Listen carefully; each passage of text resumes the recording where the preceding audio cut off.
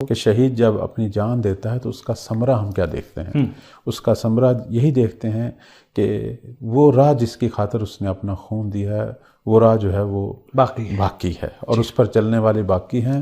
اور شہید جو ہے وہ بہت سارے لوگوں کے لیے اسوہ بن جاتا ہے۔ جی ہاں، اور اسی وجہ سے وہ راہ باقی ہوتی ہے، چونکہ وہ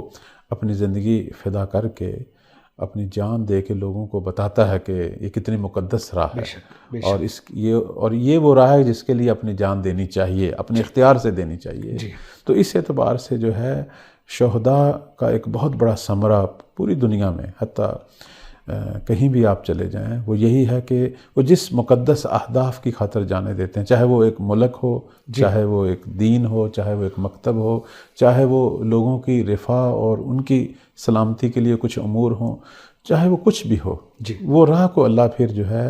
اس عظیم عمل کے نتیجے کے طور پر جو ہے وہ باقی رکھتا ہے، اور اس کے راہ کے چلنے والوں کو بھی پروردگار جو ہے توفیق دیتا ہے۔ اس لیے آپ دیکھیں ایک بڑی اہم حدیث جو رسول خدا صلی اللہ علیہ وآلہ وسلم سے ہم دیکھتے ہیں،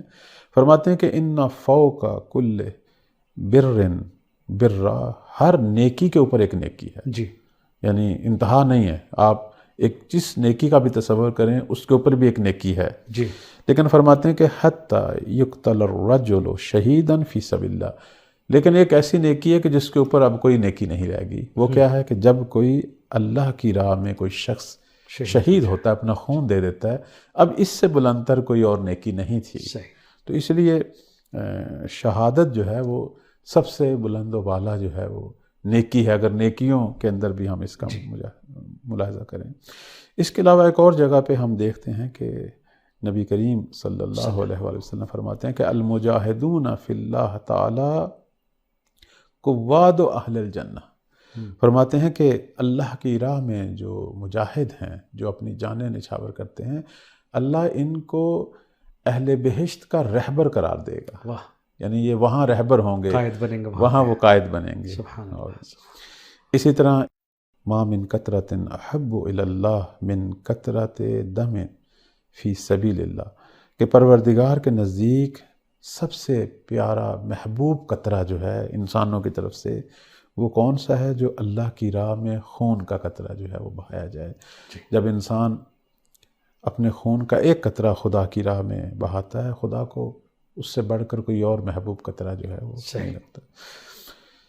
ایک تو یہ ہے، ایک اور قطرے کا بھی ذکر کیا میرے مولا نے، البتہ وہ چونکہ بحث شہادت سے نکل جائے گی، اور فرماتے ہیں کہ او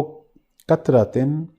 من دموع عین فی سواد اللیل من خشیت اللہ، ایک اور قطرہ بھی ہے۔ یہاں سے ہمیں پتہ چلتا ہے کہ اگر کوئی آدمی جو ہے وہ شہادت کے مقام پر نہیں پہنچ سکا تو مایوس نہیں ہونا چاہیے۔ اللہ نے شہید کے خون کے قطرے کی طرح کے کچھ اور قطرے بھی رکھے ہوئے ہیں، اور وہ ہم حاصل کر سکتے ہیں، میں اور آپ ہر آدمی حاصل کر سکتا ہے۔ وہ کون سے ہیں؟ مولا فرماتے ہیں کہ آنسو کا وہ قطرہ جو رات کی تاریکی میں اللہ کے خوف سے بہایا جائے۔ سبحان اللہ، سبحان اللہ۔ تو خدا کو انسانوں کے دو قطرے بہت پسند ہوئے، ایک انسانوں کے خون کا قطرہ، اور ایک اللہ جو ہے وہ رات کی تاریکی میں جب اپنے کسی عبد کو دیکھتا ہے کہ جو گناہ کو یاد کرتے ہوئے اٹھتا ہے، وضو کرتا ہے، مصلی یا سجادہ جا نماز بچھاتا ہے اور سجدے میں گر جاتا ہے اور روتا ہے، گریہ کرتا ہے۔ راتوں کو اٹھ کر گریہ کرنا یہ انبیاء کی سیرت ہے۔ بے شک میں ذرا سا روکوں گا آپ کو کہ وہ قطرہ اشک ہو یا قطرہ خون، لیکن عشق خدا میں اگر بہایا جائے تو اللہ کا وہ محبوب قطرہ بن جاتا ہے۔